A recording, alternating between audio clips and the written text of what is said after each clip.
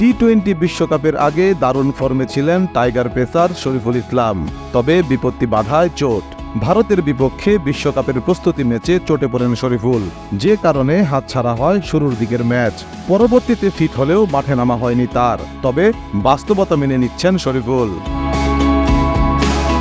ভারতের বিপক্ষে প্রস্তুতি ম্যাচে চোটের পর শরীফুলের জায়গায় দারুণ পারফর্ম করেছেন আরেক পেসার তানজিম হাসান সাকিব, যে কারণে ফিট হলেও পরবর্তীতে জায়গা হয়নি একাদশে।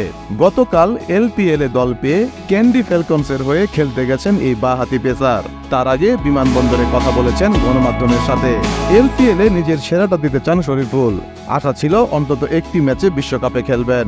খুব আশা ছিলাম যে একটা না হলেও ম্যাচ খেলবো, সো ওইখানে একটু কষ্ট লাগে আর কি। আর এলপিএলে যাচ্ছি, ইনশাল্লাহ চেষ্টা করবো যাতে নিজের বেস্টটা দিতে পারি। আর এখানে অনেকদিন থেকে হয়তো ম্যাচ খেলা হচ্ছে না, সো সেই ক্ষেত্রে যাতে এখানে ম্যাচ খেলে আবার আগের মতো কামব্যাক করতে। টি-20 বিশ্বকাপে 11 উইকেট শিকার করেছেন তানজিম হাসান সাকিব, ভালো করেছেন তাসকিন আহমেদ ও মুস্তাফিজুর রহমানও। তাই ফিট থাকলেও খেলতে পারেননি শরীফুল। আসলে আমি তো সব ম্যাচের জন্য রেডি ছিলাম। এখন টিম কম্বিনেশনে সবাই খুব ভালো করতেছিল, সো ওইখান থেকে হয়তো বা তার জন্য ম্যাচ পাওয়া হয়নি। এলপিএলে ড্রাফটে অবিকৃত থাকলেও পাকিস্তানি পেসার মোহাম্মদ আলীর বিকল্প হিসেবে সুযোগ পেয়েছেন শরীফুল ইসলাম। খেলবেন ক্যান্ডি ফ্যালকনসের হয়ে।